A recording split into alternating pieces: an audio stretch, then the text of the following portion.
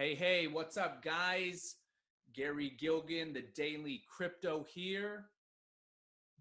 Today is looking good on the crypto market. A lot of green. Bitcoin holding strong at that $2,700 mark. Ripple's up over 1.5%. Market's really stable right now. Bitcoin Cash is down a little bit though. Yesterday it hit a high of 700. Hit a high of 691. 691. Let's see if I can get 727.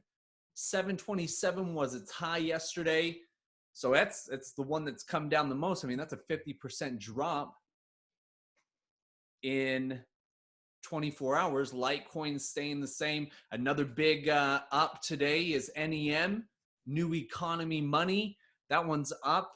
Some really good growth there. I've been reading a lot of good news on NEM today, actually.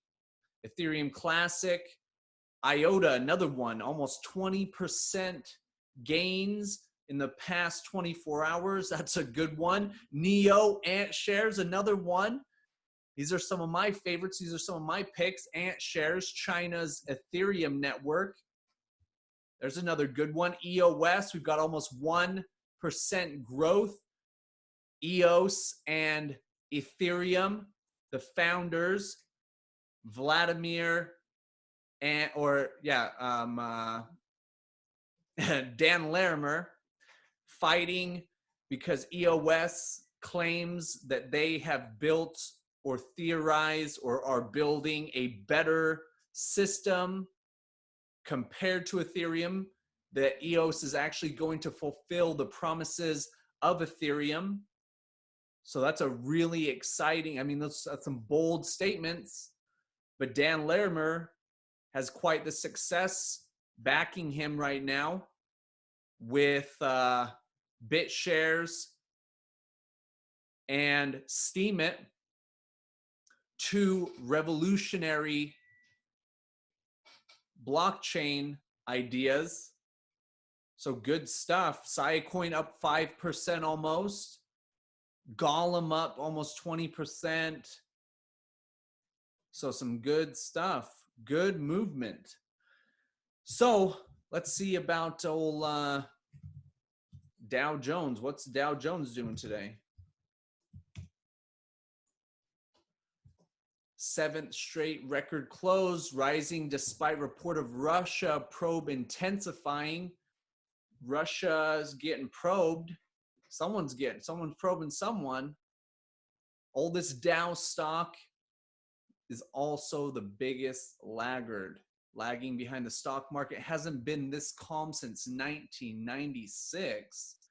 So some very interesting stuff happening on the Dow Jones. So man, Dow up 22% means the worst is yet to come, because just like we saw in cryptocurrencies a couple weeks ago, when you have this type of growth, let's try to find a chart. Dow Jones from 2008 to 2017, when you have growth like the market's been having over the past 10 years, that can only signal one thing. And look at that. Look at that. Since the drop here in 2009, in 2009, it hit a low of 66.2694. And today, less than 10 years later, it's at 20, just shy right now on this chart of $22,000. So what goes up must come down. And so maybe that's why a lot of people are scared, and that's why we're seeing these pictures of bears missing since June 26th of 2016. What's that mean? And a lot of things are coming to pass. I've been really getting into Dollar Vigilante lately. If you guys don't watch him, let me pull him up on YouTube. Man, Jeff Berwick, this guy is freaking awesome. So I just watched one of his videos a couple days ago where he is talking about this calendar that a lot of the, let's call it the elite, use or anything like that, because, and this is something I believe, that people in those big high positions of power, they're big into symbolism, they're big into astrology, they're big into numerology, they're big into those types of things. And so they use calendars. You got to understand, like the Rothschild family, they've been in power, they've been building this empire for, you know, next to 100 plus years. They've been manipulating and controlling money circulation around the world for hundreds of years. And so these families, they look long term, and they teach their kids and their downlines to think long term. And so that's exactly what astrology, numerology, all these types of things forecast, is they're just seeing trends in the universe. Okay, time in the universe does not go linearly like humans think. We think and we see reality in linear time, 1, 2, 3, 4, 5. Well, astrology, numerology, and this other calendar, I'll have to find it in one of his videos and put it in the description. Let me write that down real quick.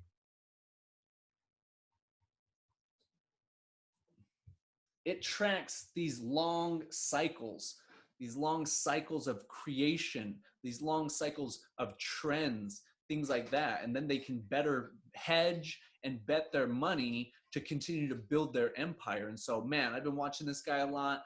Just really, really interesting information that he is releasing, that really gets me pumped up, really gets me excited even more about cryptocurrencies. You know, I personally see the underlying value of cryptocurrency is so much deeper than just a monetary value or a medium of exchange or virtual internet money or anything like that. I see this as a disrupting technology that's going to radically transform the planet, just like the internet did. Just like the internet did. It's actually funny that we see this, is because 1996, this was about the same time that the internet really started coming out to the masses. I started actually using the internet back in 1995.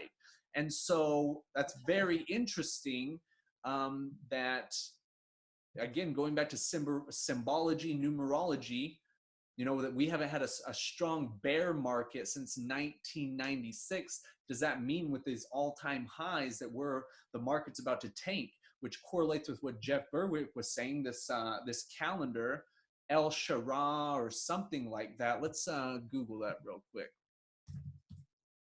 The El Shadi, was that it? I don't think so. No.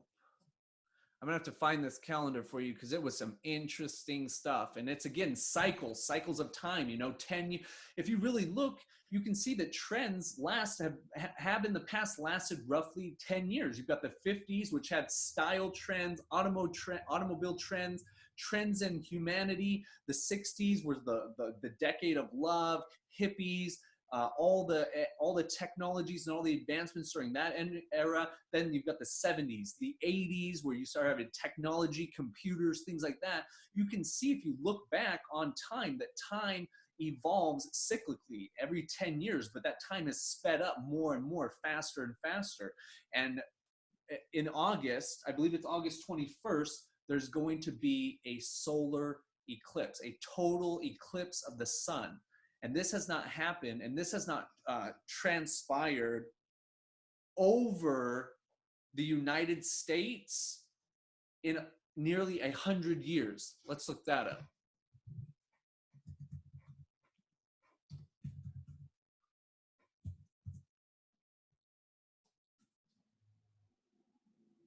I think it's been about 100 years. Last time, let's see what that one says. The Earth will have its last total solar eclipse in about 600 million years. So you see, there's so much culminating. Again, these cycles, You know, the Mayan calendar, I was really big into the Mayan calendar pre-2012 and even currently. I mean, I watched some documentaries and some presentations on the 2012 calendar that just absolutely changed the way that I saw my own reality, you know, started looking cyclically and things like that, because that's exactly what the Mayan calendar was. It was cycles, waves and cycles of time, and they would trend.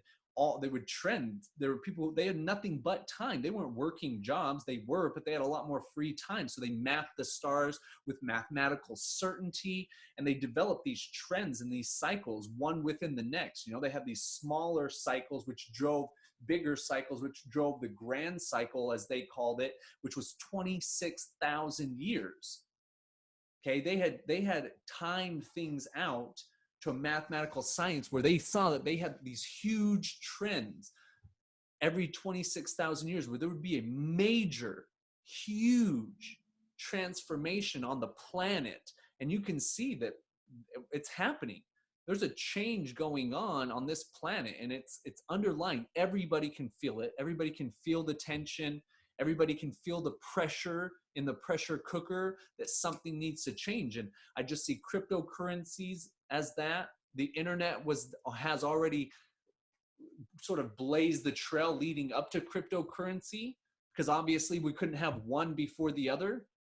So we had to have the internet. We had to have that entire infrastructure built and laid out around the entire planet, and had it evolve to a certain state before we could get to the awareness to create cryptocurrencies. And really the underlying, because the big problem, the underlying value of cryptocurrency alone is its decentralizing power. The biggest problem that we have on the planet right now is the government, is big government. Too many rules, too many regulations, too many just arbitrary laws that just extort money from people. That's all that they do, is steal money from people. And so cryptocurrencies and the internet have decentralized that. The internet's decentralized information so that we can share information freely and openly about whatever we want.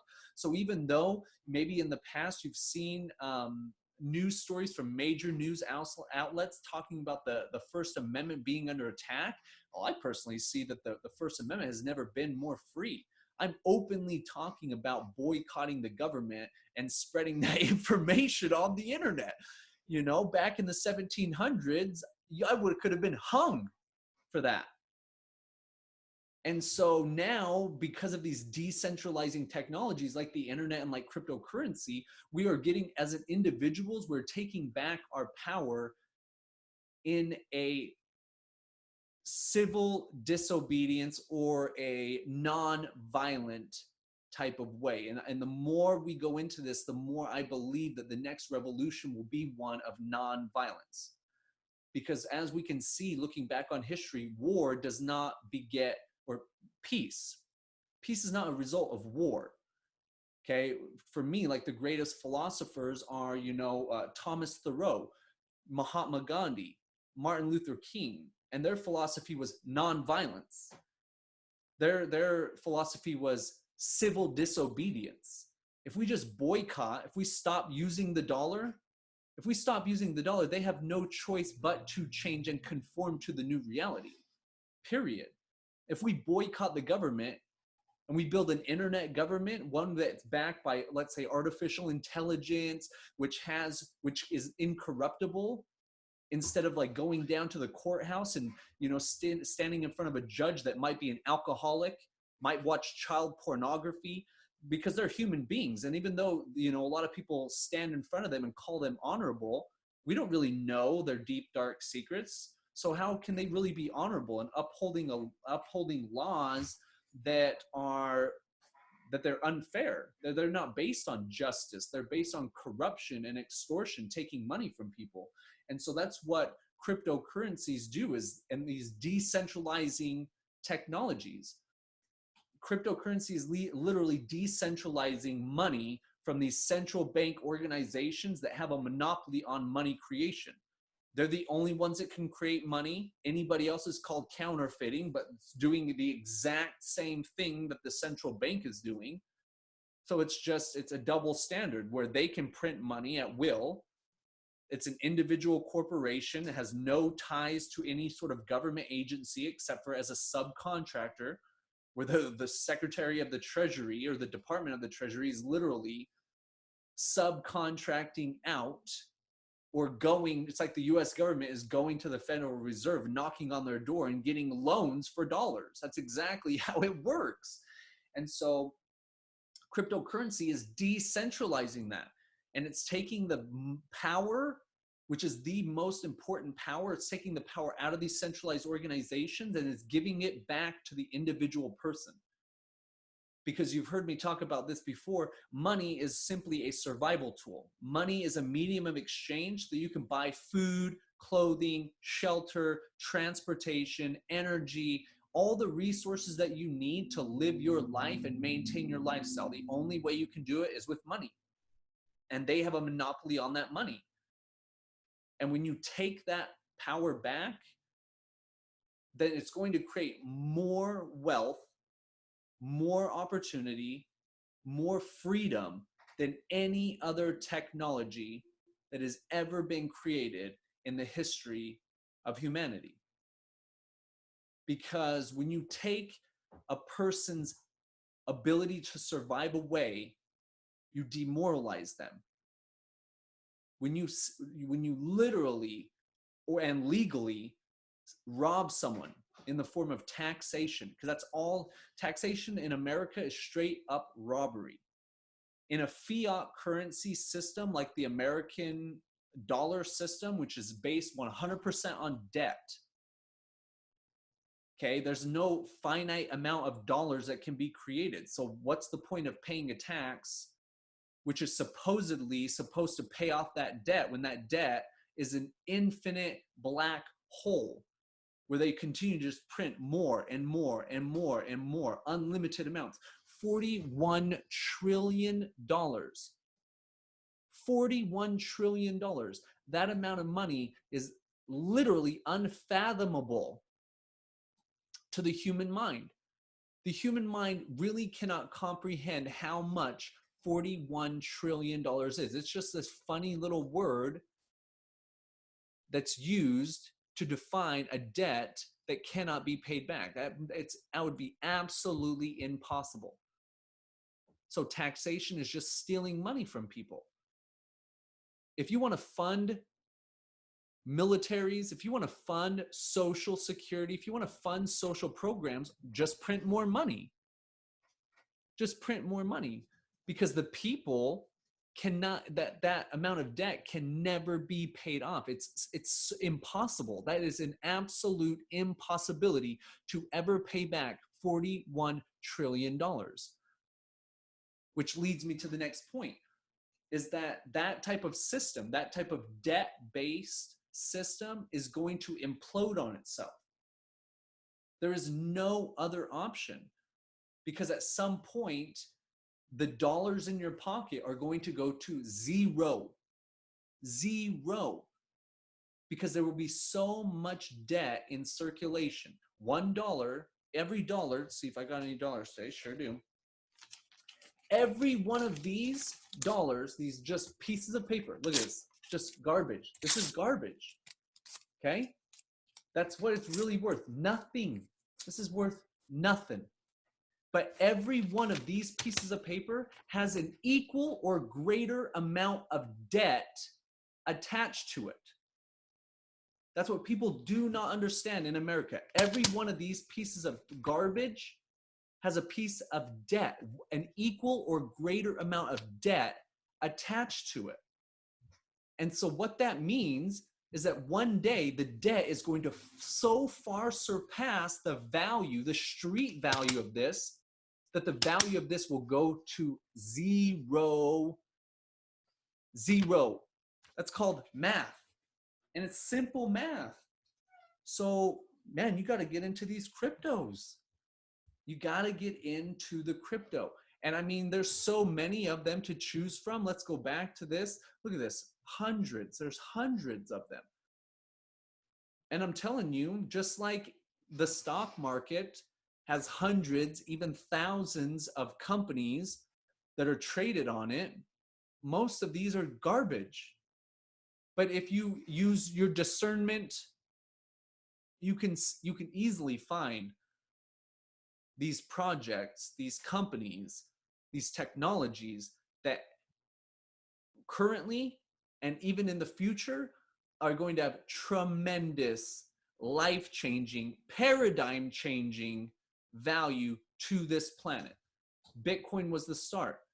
Bitcoin's underlying value to the planet is decentralizing money, where I can literally send $1 billion worth of Bitcoin across the world totally anonymously, faster and cheaper than any banking system on the planet currently, bar none. If I wanted to send, in fact, I couldn't. That if I had $1 billion and I was trying to send it to my friend in Beijing, China, that money would get confiscated. That $1 billion would be taken away and it would be stolen from me by the federal government. Whereas with cryptocurrency, with Bitcoin, I could send $1 billion, $1 billion to my friend in Beijing, China, 100% anonymously. No one would ever know except for me and that person. I could do it in less than a day. Less than a day. And for pennies, a fraction of the cost of using a traditional banking system like a credit union, a major bank like Chase Bank, anything like that. No way. No way. I would have the federales knocking on my door, number one, saying, where the hell did you get this $1 billion? Where's our taxes on it? And then they would just keep it, probably put my ass in prison, probably make something up or something. They're crooks. So this thing, it's not going away. If it were, it would not have made it this long. There's a lot of, controversy right now with the Bitcoin fork that just happened a couple days ago. Now we've got Bitcoin right here and we got Bitcoin Cash right here. But as you can see, this market is extremely strong, extremely strong.